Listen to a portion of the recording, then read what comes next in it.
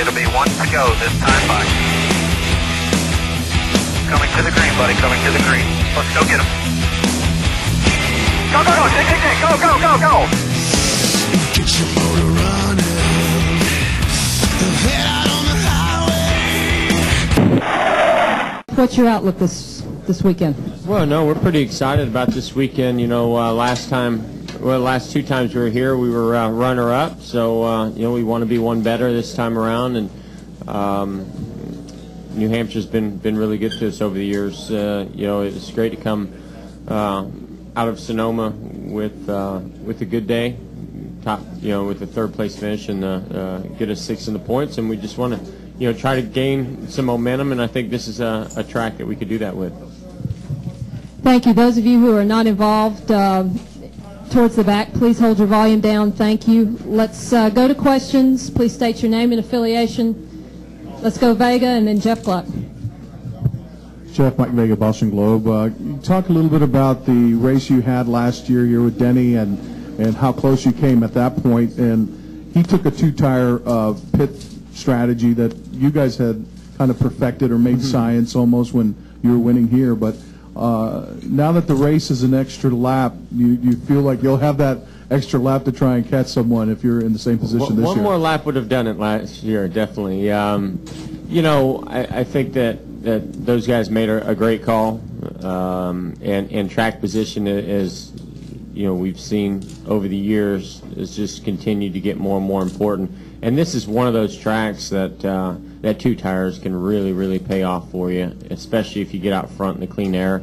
And we came out of that last pit stop, I think we were 3rd or 4th or something like that. Had to fight really hard with Martin Truex before we could get to Denny, and that fight right there, you know, just kind of didn't allow me to get to Denny soon enough, and it was just kind of a last lap bonsai, you know, effort. And Denny, you know, was in his mirror kind of looking to see where I was, which slowed him down a little bit. And it was a great battle. You know, we look at all the strategy from the past of what wins and what doesn't, and we you know, Steve Letarte does a great job with gathering all that information to try to see if we can, you know, make a call like that and win the race for ourselves. Go ahead, Jeff. Jeff Gluck from NASCAR Scene back here. It was announced this morning that Casey will be leading the team after this year. What was your reaction to that? Well, it's disappointing. You know, I think that Casey is, you know, a good friend of mine, has been for a long time before he came to Hendrick. He, you know, is a great race car driver. It's just things haven't clicked over there. You know, I think that you know, you go back to last year, and you know, I still believe that we made all the right calls and decisions, and had we had to do it over again, I think we'd do the same thing. And you know, you just you can't always, you know, make these things come together the way you want them to. They got to happen naturally and on their own, and for whatever reason, it just hasn't happened. And I know, you know, Rick. It was a very difficult decision for Rick because of the way, you know, personally that we feel about Casey.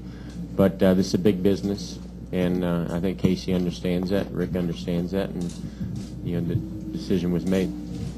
Lee Spencer, 2 questions, Jeff. First of all, it's almost like whoever goes in that seat, it's so hard for them to overcome things because you and Jimmy set the bar so high. And also, the fact that you finished here 2nd in both races last year, you know the track well, have led over 1,100 miles or 1,100 laps for either one. And your comeback last weekend, do you feel like you have a lot of momentum that this would be the perfect place for you to get that first win? Well, I do think that coming to Hendrick Motorsports, you know, with what Jimmy and I have, the bar that has been raised there makes it very difficult for anybody to come in. But I mean, Junior's come in and done a great job, you know, so it's not impossible. You know, it's hard to get 4 teams all clicking at the same time. It really is. We've you know, I've been in it long enough.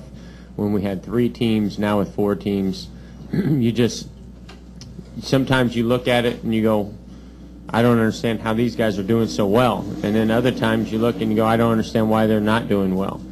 You know, it's just people and timing, and there's a lot of things that factor into what makes it work and what doesn't make it work.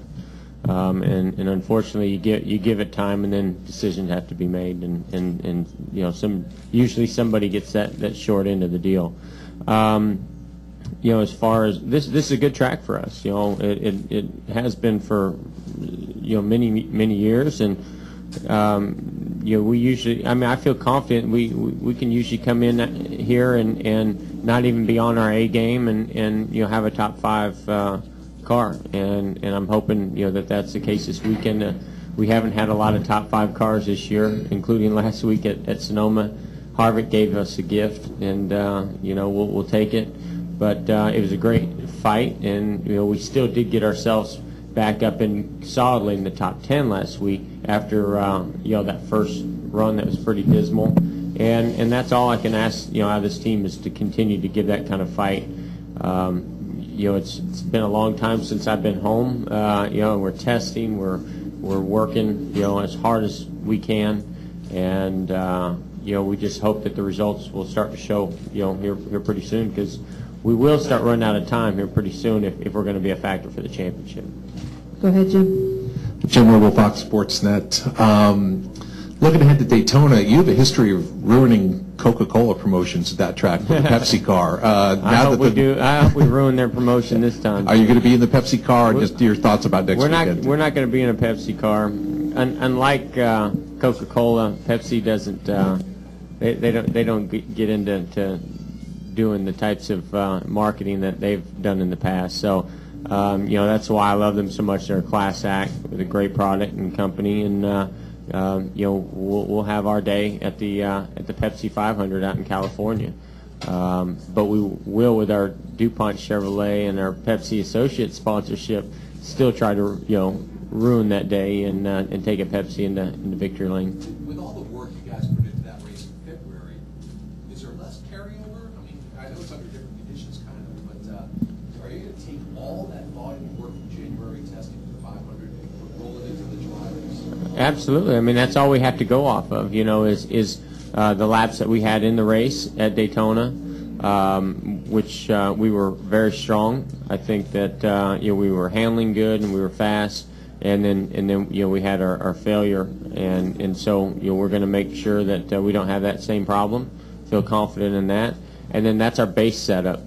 You know, we'll go there. We know it's going to be slicker and hot, and conditions are going to be different, and then we'll you know, work off of that once we get there. Go ahead in the back. Hey, Jeff, Ryan Walsh, NBC Springfield.